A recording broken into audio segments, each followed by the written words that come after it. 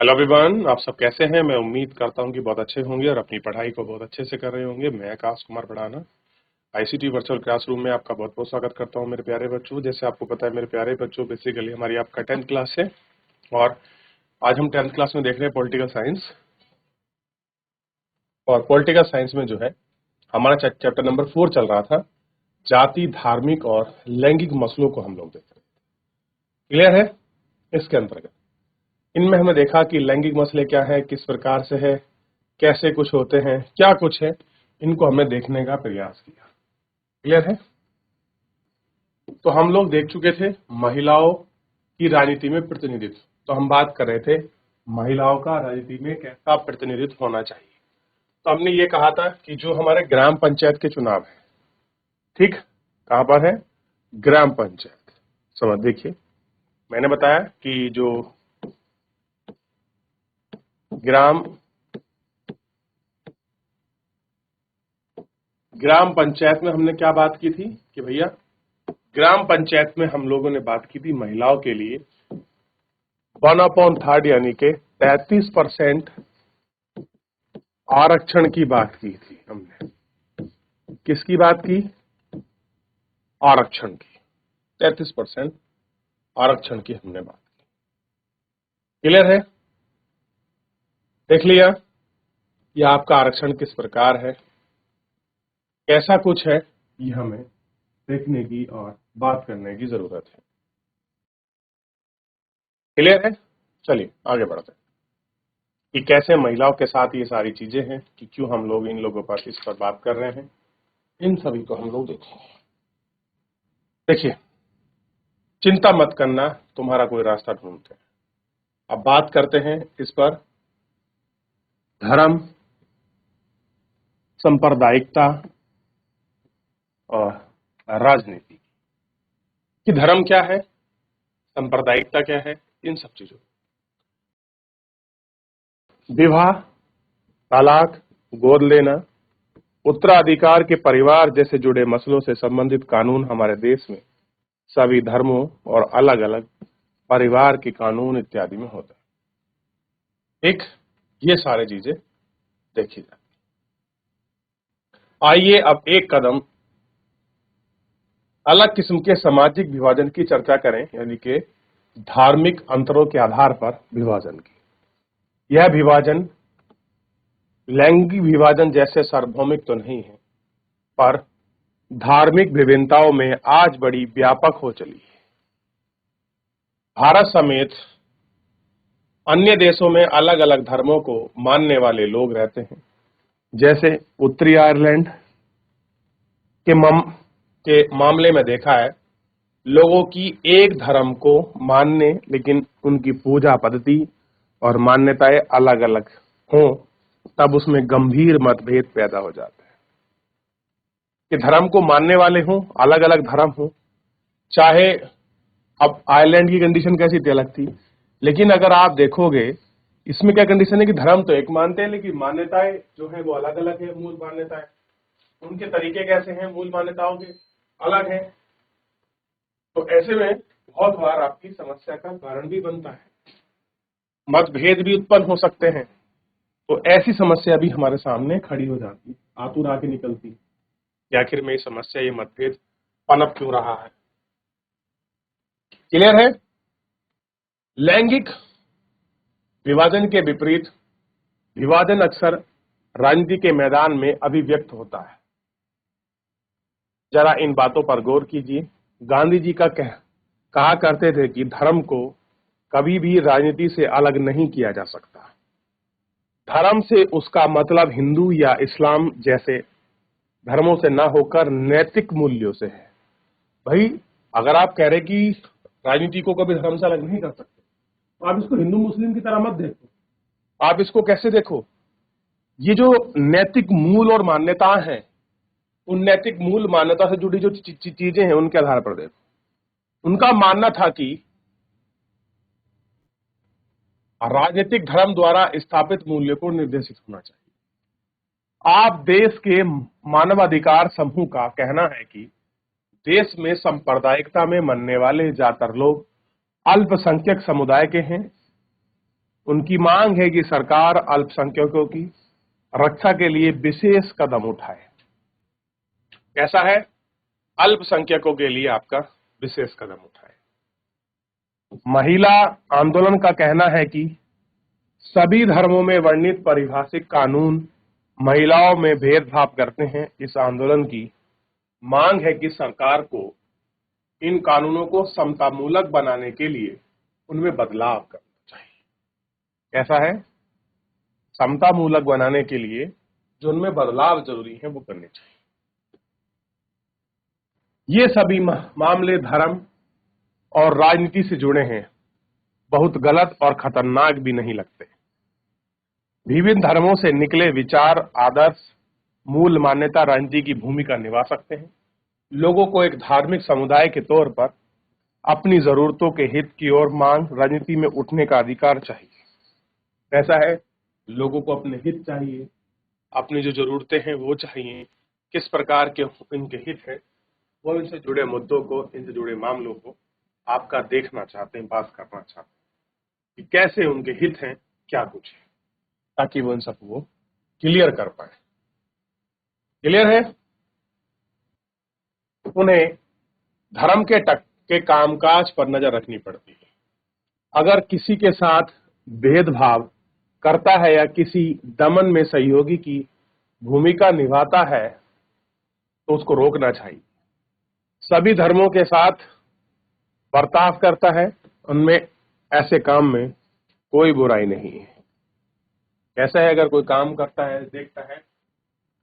बात कर रहे हैं सांप्रदायिकता। समस्या तब शुरू होती है जब धर्म को राष्ट्र के आधार पर माना जाता है। आप धर्म को राष्ट्र के साथ जोड़कर चलोगे तब समस्या पैदा होगी।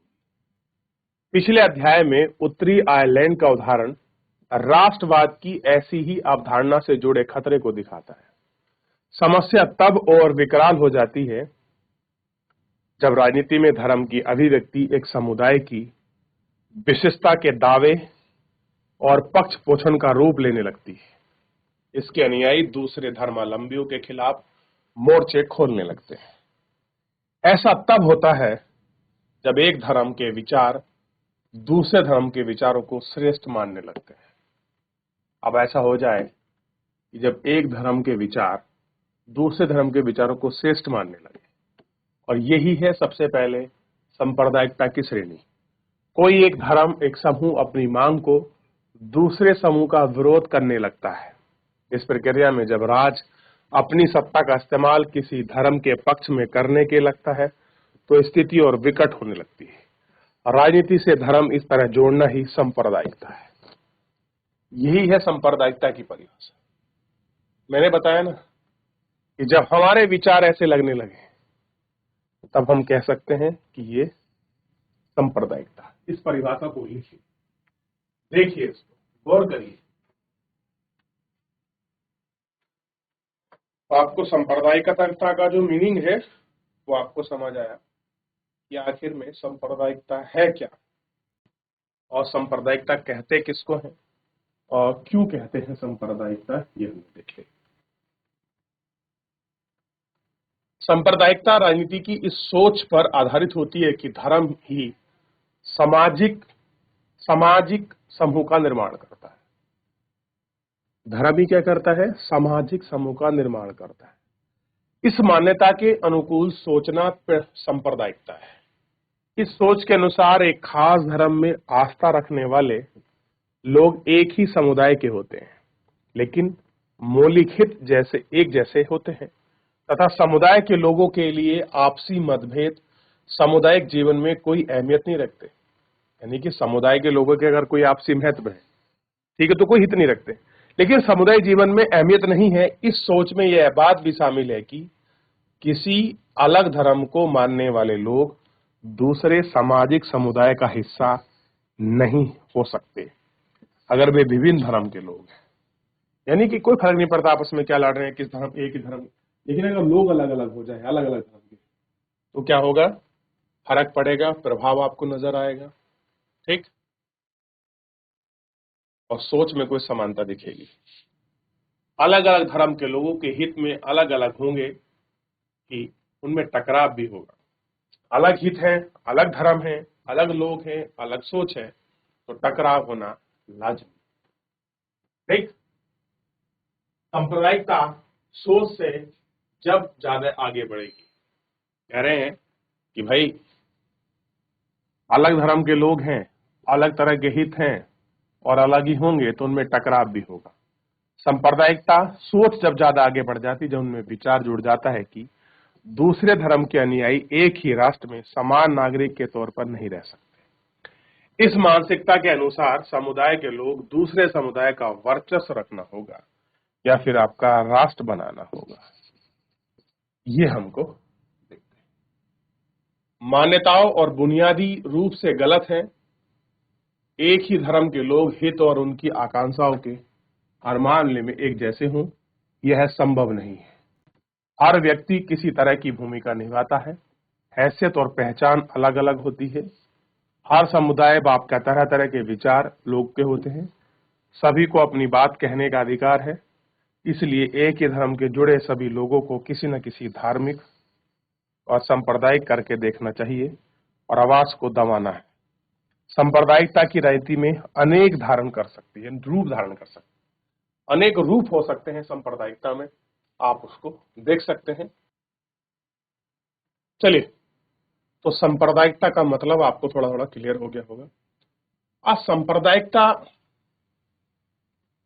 की सबसे आम अभिव्यक्ति दैनिक जीवन में दिखाई देती है।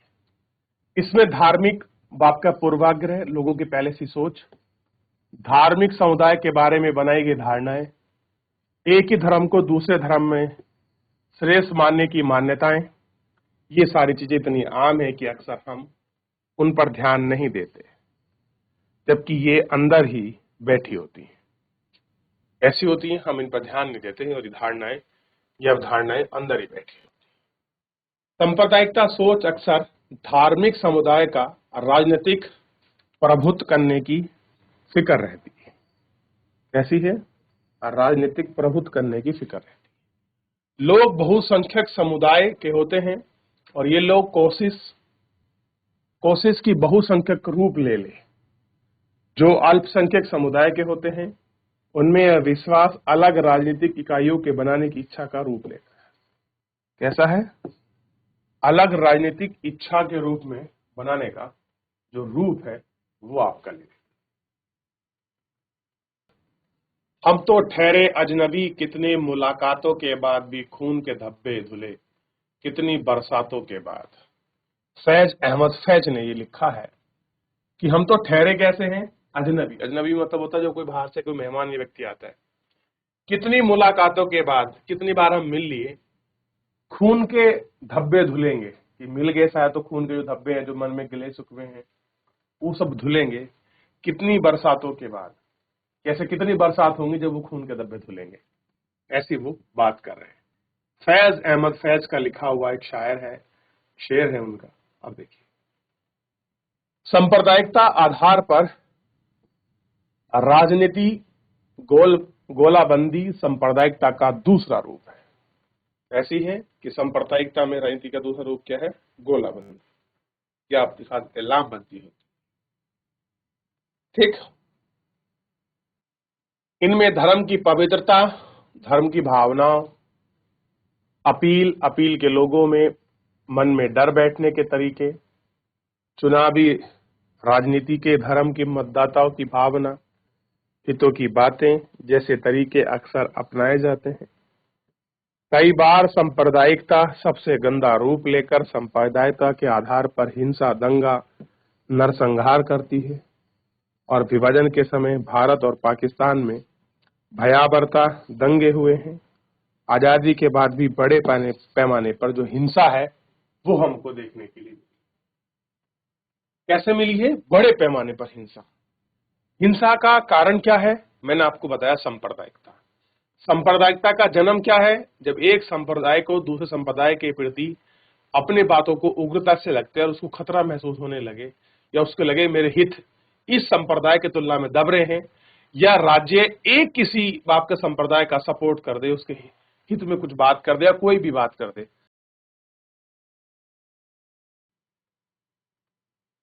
चलिए आगे बढ़ रहे हैं, बात कर रहे हैं धर्म निरपेक्ष शासन की। किसकी? धर्म निरपेक्ष शासन। सांप्रदायिकता हमारे देश के लोकतंत्र के लिए बड़ी चुनौती रही है। हमारे संविधान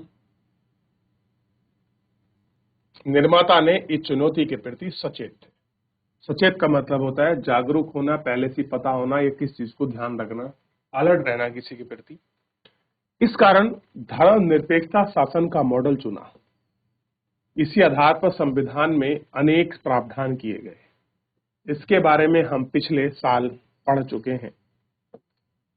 भारतीय राज्य ने किसी भी धर्म को राजकीय धर्म के रूप में अंगीकार का मतलब होता है स्वीकार करना, अपने अंग की तरफ से सामान लेना।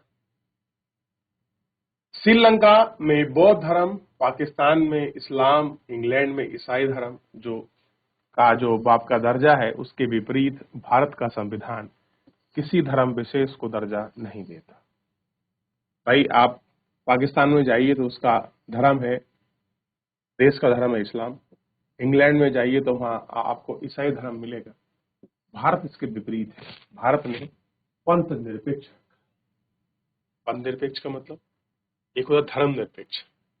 हमने धर्म से भी ज्यादा पंथ, धर्म के साथ साथ उसका जो अच्छा वर्जन है, या आप कह सकते हैं टॉप लेवल है, वो है पंथ निरपेक्ष। यानी कि धर्मों के अंदर भी पंथ है, उन पंथों को मानने की स्वतंत्रता दी गई है। जैसे नागपंथी, वैष्णवपंथी, हरिपंथी कुछ संप्रदाय हैं, तो हर व्यक्ति को अपने हिसाब से धर्म को मानने, उसका आचरण करने, उसको स्वीकार करने, मूल मान्यताओं को संरक्षित करने का अधिकार हमारे कॉन्स्टिट्यूशन ने दिया है। संविधान सभी नागरिकों और समुदाय को किसी न किसी धर्म का पालन करने को कहते हैं और की आजादी है। संविधान धर्म के आधार पर किए जाने वाले किसी तरह के भेदभाव को वैधानिक घोषित, अवैधानिक घोषित कर सकता है। उसको क्या कर सकता है? अनलीगल बता सकता है।